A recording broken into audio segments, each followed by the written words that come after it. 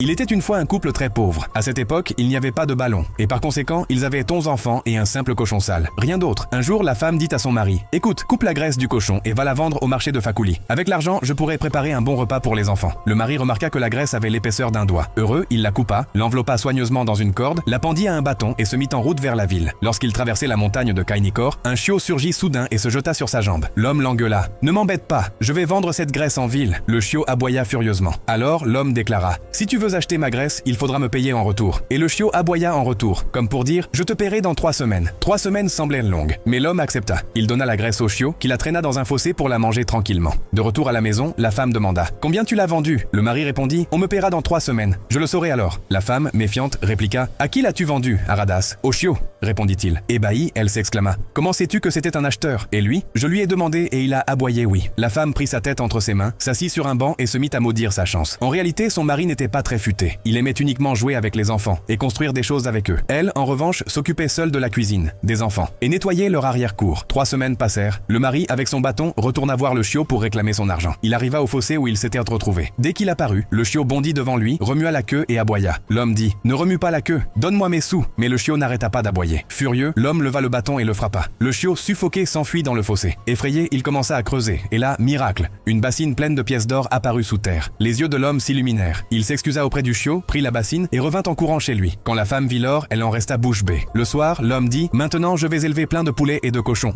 et changer radicalement notre vie. » Tellement heureux, il disait en riant à qui voulait l'entendre: « Nous sommes riches, nous sommes riches !» Il débita la nouvelle à tous les voisins. La femme accourut pour le faire taire. « Es-tu devenu fou? Si les pauvres du village apprennent en cela, ils viendront nous demander des dettes tous les jours. » Mais l'homme continuait, comme s'il était programmé à la radio. Le soir, la femme lui dit: « Il fait très froid dehors et il pleut. Va te réchauffer près de la cheminée. » L'homme obéit. La femme monta à la mezzanine, prit un seau d'eau, y jeta des saucisses, puis le versa dans la cheminée. L'homme s'enfuit dehors, criant: « Il pleut très fort au village. » La femme le suivit en courant. Elle dit: « Si quelqu'un demande comment et quand nous avons eu l'argent, raconte-lui quand il pleuvait fort au village. » 3 jours plus tard, un juge et 2 policiers arrivèrent à chez eux et déclarèrent: « Remettez-nous l'argent que vous avez trouvé. » La femme répondit aussitôt: « Nous n'avons reçu aucun argent. » Mais le mari, stupide, intervint: « Ah oui, c'est vrai, il pleuvait alors au village. » Elle répliqua d'un ton enjoué: « Monsieur le juge, Dieu leur a bien donné des jambes, mais il a oublié la tête. Prenez-les seulement un peu à la légère. Il n'a jamais plu ici, et nous n'avons reçu aucun argent. » Le juge éclata de rire et repartit. Et depuis, le couple mène sa petite vie discrète, profitant en silence de leur trésor.